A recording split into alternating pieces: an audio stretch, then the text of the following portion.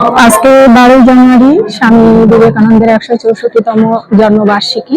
সবিনয় নিবেদনের পক্ষ থেকে এখানে যে কর্মকুশলীরা এনারা যারা এই আয়োজন করেছেন, স্বামী বিবেকানন্দের জন্মদিনে গোবিন্দ কাটিতে সবিনয় নিবেদনের উদ্যোগে দিনভর বর্ণাঢ্য অনুষ্ঠান। স্বামী বিবেকানন্দের জন্মদিন উপলক্ষে সরকার অনুমোদিত স্বেচ্ছাসেবী সংস্থা সবিনয় নিবেদনের উদ্যোগে সোমবার হিঙ্গলগঞ্জের গোবিন্দকাটি এলাকায় সকাল 10টা থেকে বিকেল 4টে পর্যন্ত দিনভর নানান সামাজিক ও সাংস্কৃতিক অনুষ্ঠানের আয়োজন করা হয়। এলাকার সাধারণ মানুষ থেকে শুরু করে শিশু, কিশোর ও মধ্যবয়সীদের স্বতঃস্ফূর্ত অংশগ্রহণে অনুষ্ঠানটি হয়ে ওঠে এক স্মরণীয় মিলন ক্ষেত্র।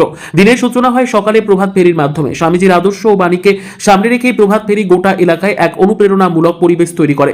এরপর পর্যায়ক্রমে বিভিন্ন ক্রীড়া প্রতিযোগিতা ও সাংস্কৃতিক অনুষ্ঠানের আয়োজন করা হয়, যেখানে অংশগ্রহণকারীরা নিজেদের প্রতিভা তুলে ধরেন। পাশাপাশি কচি কাঁচা থেকে শুরু করে মাঝবয়সীদের নিয়ে বসে আঁকো প্রতিযোগিতা অনুষ্ঠিত হয়, যা বিশেষ আকর্ষণ হিসেবে নজর কাড়ে।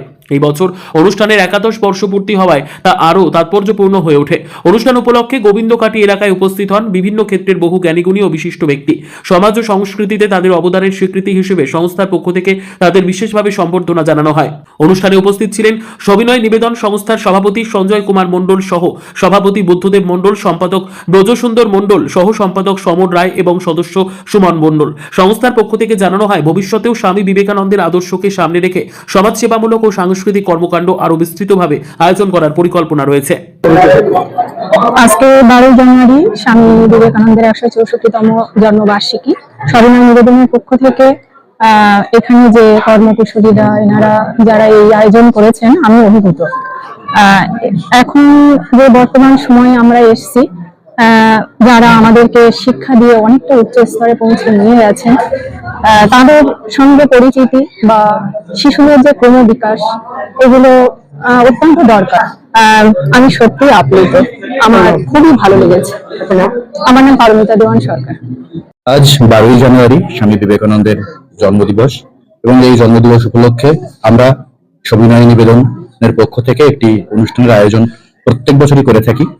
এবছরও আমরা করেছি বিবেক শিশু সম্মেলন। এখানে বিভিন্ন প্রতিযোগিতামূলক অনুষ্ঠানে অংশগ্রহণ করেন শিশুরা। তার মধ্যে আমাদের আঁকা প্রতিযোগিতা, আবৃত্তি প্রতিযোগিতা, তাৎক্ষণিক বক্তৃতা প্রতিযোগিতা, এই সমস্ত প্রতিযোগিতামূলক অনুষ্ঠানের মাধ্যম দিয়ে এই শিক্ষামূলক একটা অনুষ্ঠান এখানে পালিত হয়, যার মাধ্যমে বাচ্চাদেরকে উৎসাহিত করা, তাদেরকে আরো বেশি শিক্ষামুখী করে তোলা, আরো বেশি শিক্ষার পাশাপাশি এই জাতীয় এক্সট্রা কারিকুলার অ্যাক্টিভিটিস তার সঙ্গে সম্পর্ক তৈরি করা, এগুলোর জন্য আমরা এই অনুষ্ঠানটা করে থাকি। আমার নাম সুমন মিস্ত্রি, আমি পেশায় শিক্ষকতা করি। আমার নাম ব্রজসুন্দর মণ্ডল, আমি সবিনয় নিবেদনের সম্পাদক। আমি প্রত্যেক বছরই এই 12 জানুয়ারি স্বামীজির জন্মজয়ন্তীটাকে বিবেক শিশু সম্মেলনের মাধ্যম দিয়ে পালন করি। এই শিশু সম্মেলনে যে বিভিন্ন প্রতিযোগিতায় প্রায় 200 থেকে 250 ছাত্রছাত্রী বয়স 6 থেকে 14 বছরের মধ্যে তারা এখানে এসে উপস্থিত হয় এবং এই সম্মেলনে যোগদান করে, তারা কম্পিটিশনে যোগদান করে।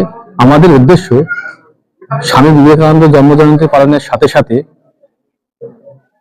এই যে গাছ লাগানো, ম্যানগ্রোভ অরণ্য, সুন্দরবনের অধিকাংশ জায়গায় বাঁধ ভেঙে যাচ্ছে, তার একমাত্র কারণ গাছের অভাব।